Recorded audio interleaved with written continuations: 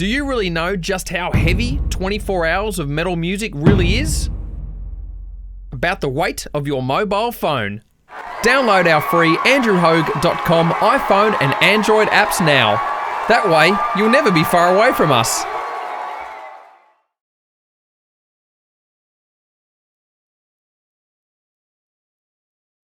This is Heavy at Home as we celebrate Australian heavy music every Monday night from 8 p.m. Australian Eastern Daylight Savings Time right here on andrewhogue.com. Of course, celebrating our 10th year today too, which is awesome.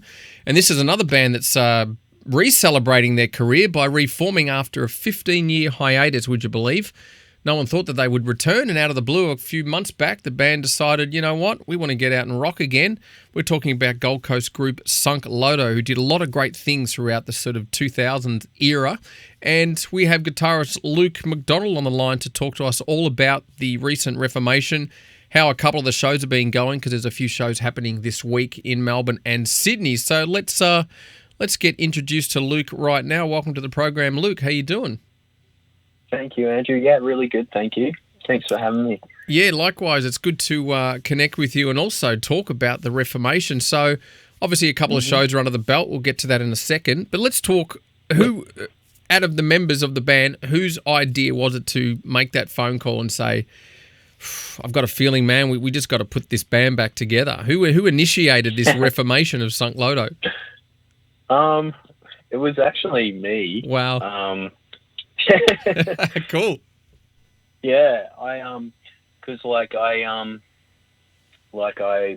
had a few issues like with drugs and alcohol and things like that, and I felt like, you know, if I could get one of my motivating factors to get my act together was I really wanted to see if I could get the band back together, and I thought the best way to do it would be if we just all got together for lunch and see if we still had that friendly energy. You know, like it's like being in a boys club or like a gang or something. You know, like that movie Stand By Me. Oh yeah, know that one by Steve. Yeah. Great film. Yeah, and so like I finally got the courage. I spoke to Sean first, and we'd been working on another band as well after LOTO, and he said he'd be interested in doing, you know, some of that. And in the back of my mind, I was thinking, yeah, that's awesome. I wonder if we could do LOTO as well. And so we got together for a coffee, and I just kind of ran the idea past him. I said, man, would you ever consider maybe having lunch with Jason or Dane? And he was like, yeah. And I was like, oh, cool. Yeah, maybe we could do some LOTO stuff too. And he was like totally open, which was, I didn't think he would be open to it. And me and Jason had kind of kept in contact over the years, so we always were keen to get something going. We were always keen to get the band back together, but I felt like the magic had to be everyone, you know, together. And so the next step, I kind of reached out to Dane, his wife, on Facebook, because I didn't have Dane's number, or he didn't have any social media or anything like that. And obviously I was a bit apprehensive about doing that.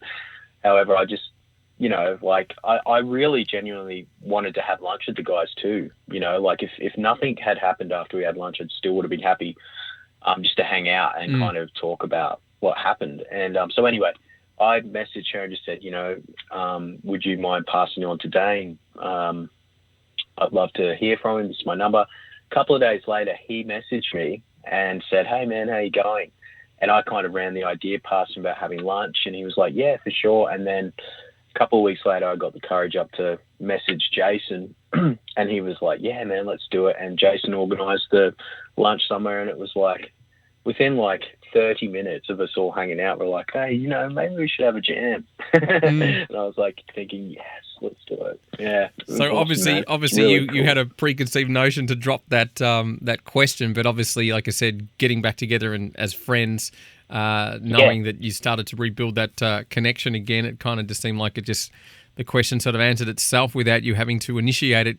Exactly, man. Exactly. Because like, it's just like, an old friend you haven't seen in years, and it's just like, it's just straight away you just take up kind of where you left off. Mm-hmm. Like all the dross has kind of burned away with time, and it's just like you're back to kind of just the good stuff. And I was hoping that's what the energy would be, and it was. It was just like, putting on a pair of pants you haven't worn in, I don't know, like, or a pair of shoes, I should say, you haven't worn in a while. It's like they just fit perfectly, and I think that's what kind of kept us moving along, for so long, for 10 years, was like we just got along really well, and obviously bonded over music, just huge music fans, and lucky enough to grow up in the 90s where we were just so spoilt, like the amount of amazing bands that came out in the 90s was just insane. Yep. Me and Sean were talking about it yesterday on the phone, just like how lucky were we, to have been teenagers in the 90s. Good being times. music fans, Yeah, man, yeah. Now, as you mentioned about, your sobriety and whatnot, now getting back into, I guess, the music business and being on the road, I mean, that can have its pitfalls for a lot of people because of, temptations and things like that. Did that cross your mind at all about getting back out on the road and being, in that environment that can tip the scale the opposite way sometimes if you are, struggling in that area of your life? Yeah, exactly. Because that's the funny thing, because like I was super, I guess, like unprofessional, like the cliche kind of, I indulged a lot, because I was already, unfortunately, I got into drugs and alcohol at about the age of 12. So I was already, it was like, oh, this is the perfect job for an alcoholic or an addict, is being a musician, because you like literally have people giving you free drugs, free alcohol. And, but part of my motivation this time around is to be more of a professional. Yep. And, like I've always wanted to be a professional, but I mean, really legit professional, like making sure I'm doing the right thing off stage as well as on stage. And yeah, man, the temptation, isn't there to drink. The guys have been amazing with, they all, I'm not sure what they're doing for this next run of shows, but the first run of shows, they decided that they wouldn't drink.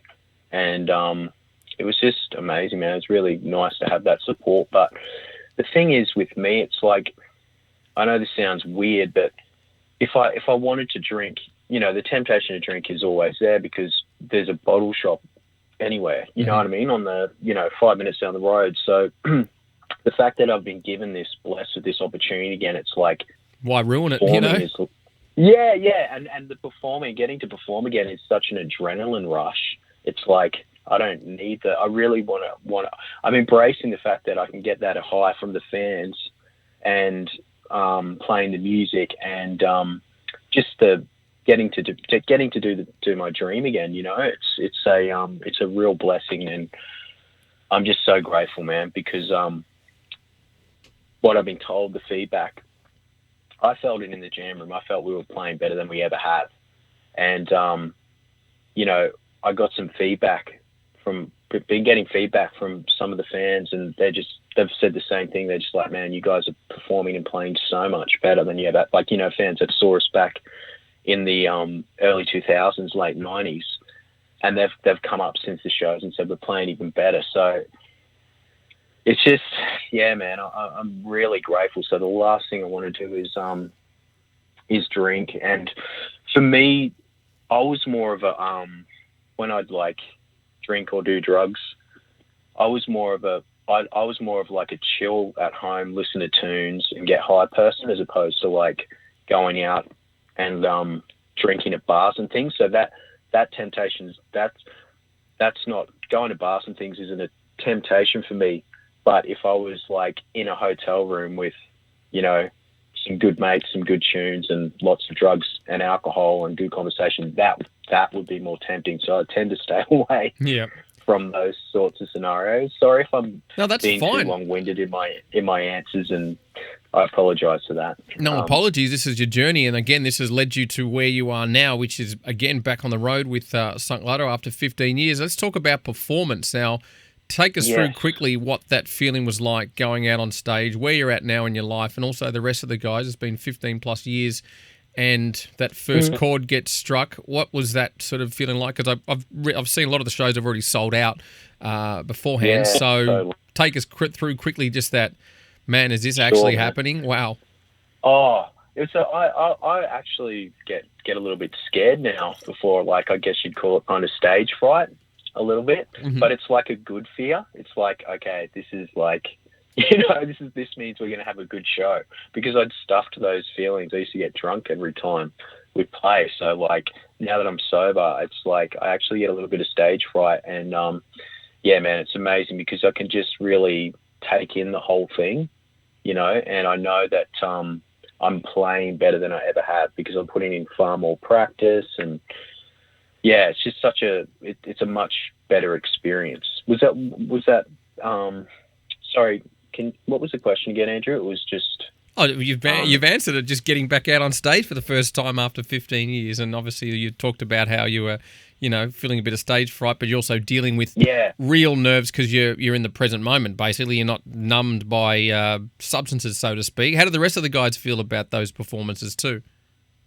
Oh, they love it, man. They loved it. When we came off stage, the first show at the Triffid, we all group hugged after it because we're like, we did it. We're just like, because you can tell the energy of the audience was just so positive. The vibe was so positive. Like everyone, after the show, even when we hugged it out, my sisters and family members and friends and stuff were there, and I was like, did we do good? Did we do okay? Was everyone having a good time? And they're like, yeah, everyone loved it. Everyone had a really good time. The vibe was positive. Everyone was in the crowd was being nice to each other, and I was like, oh man, we did a good job. This is good, because I was worried because of those nerves and the first shows in a couple of years. It's like, did we do? I think we're doing well, but did we do well?